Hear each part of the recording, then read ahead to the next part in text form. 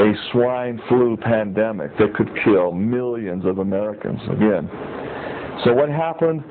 The exact same thing I'm going to outline that is happening today happened back in 1976. The United States Centers for Disease Control mobilized, began purchasing massive mega doses of swine flu vaccination to inoculate all Americans if possible. Many, many millions of dollars was spent by our government and enriched the pharmaceutical cartels for this swine flu vaccination. What stopped it? Simply that the American people and public had warning voices given to them by honest medical practitioners. And the problem that Americans faced then, 5% of the people that were given this vaccine died immediately, and over 10% of those receiving this vaccine were crippled, maimed, and wheelchair-bound for life. We see there that this vaccine for the swine flu was deadly. It killed people and crippled people back in 1976. Lucky for America, Congress stepped in, intervened, and stopped this insanity. No more swine flu pandemic rhetoric was issued anywhere in the country. That's a key to understand. I remember I graduated from high school in 1977. I remember in 1977 early, I remember watching Saturday Night Live and watching those skits that was put on mocking the swine flu. People get sick and they turn into a pig. I mean, Dan Aykroyd and Belushi and those guys. It was funny and we laugh about it, but it was serious business. 5% of those receiving the vaccination died quickly. 10% were maimed for life. Let's turn the clock ahead to May 1987. The Times of London reports on its front page in May of 1987 that smallpox vaccine administered by the World Health Organization had in fact triggered HIV/AIDS. Again, going back to 1974 and Kissinger's secret memorandum, we find, and this is again repeated and verified and validated by the Times of London, that it was United States manufactured smallpox vaccine that in fact triggered the HIV/AIDS epidemic. The same article in 1987 showed that 100 million smallpox vaccinated Africans are at high risk for HIV and AIDS. And the Times report said that areas with the highest vaccination rates of smallpox vaccines show the highest HIV/AIDS rates worldwide. Robert Gallo, who discovers, a man given credit for the HIV/AIDS virus detection, firmly defended those figures in debate and says, quote, "The problem we have is all AIDS researchers are keeping their mouths shut. Why? Because they are paid to do so." Again, let me quote that. AIDS researchers will keep their mouths shut because they are paid high sums to do so. November 28, 2002, let's move forward. A rider tacked onto the end of the Homeland Security bill, amazingly, confers immunity from liability prosecutions to Eli Lilly, Sanofi Pasteur, and all other manufacturers of vaccines.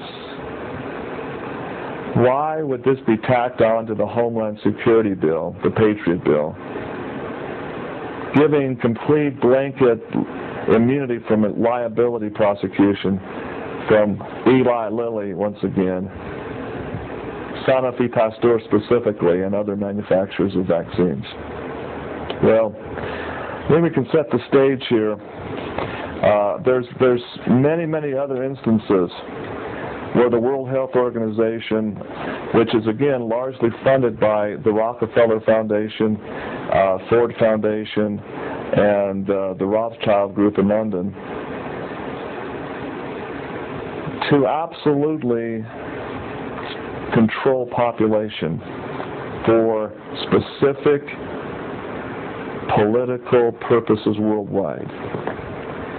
There is no doubt in my mind whatsoever. I can go on for the next half an hour to show specific programs designed to kill large amounts of people, and it does this in every single case by means of vaccination introduction. We can see a pattern of a modus operandi in this.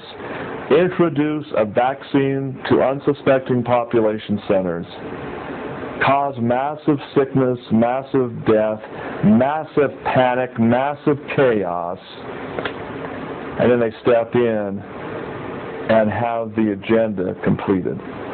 It's the same old problem-reaction scenario. They create the problem, they dictate the response, and then they have the prescribed action already made. So with that as a backdrop, let me go right into the presentation tonight. It's entitled The Bird Flu Hoax Exposed. Let's go ahead and take a look at the chart on the screen. I'm sure we can all agree that we have had in the last 3 to 4 years what I would call unprecedented fear-based rhetoric generated nationwide. We saw, many Americans saw in 2006, made-for-TV movie, whereas were depicted millions of deaths of Americans, and hospitals overrun with sick, hospital workers becoming ill, doctors becoming ill, sick people lining up outside the door of hospitals blocks and blocks wide without anybody to take care of them.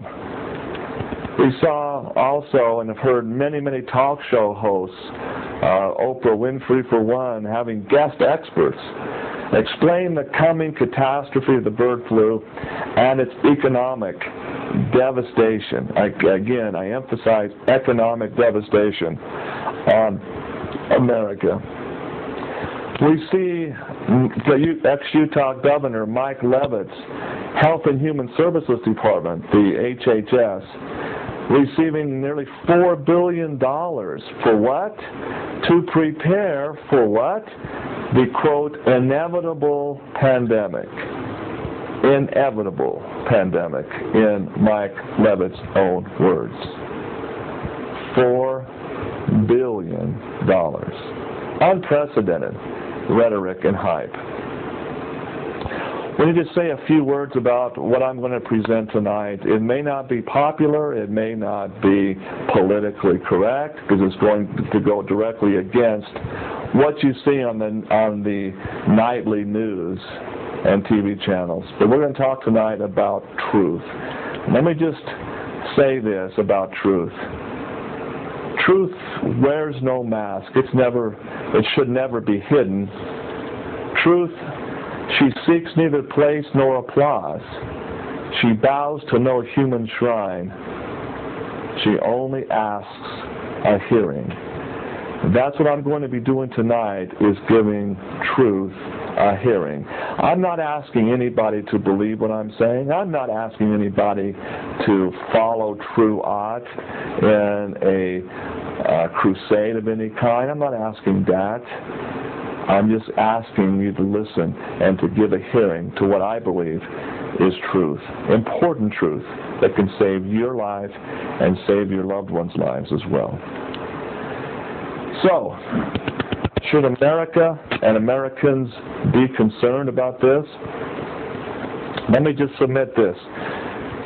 Fear, panic, and terror are largely caused by ignorance. Folks, once a topic is completely understood, I submit there is much less anxiety, much less fear. And let me emphasize that the root word of pandemic is the word panic. Panic and pandemic are synonymous. This presentation tonight is primarily designed to explain the so-called bird flu with logic, and to do this in order to help reduce fear and panic. I would submit that the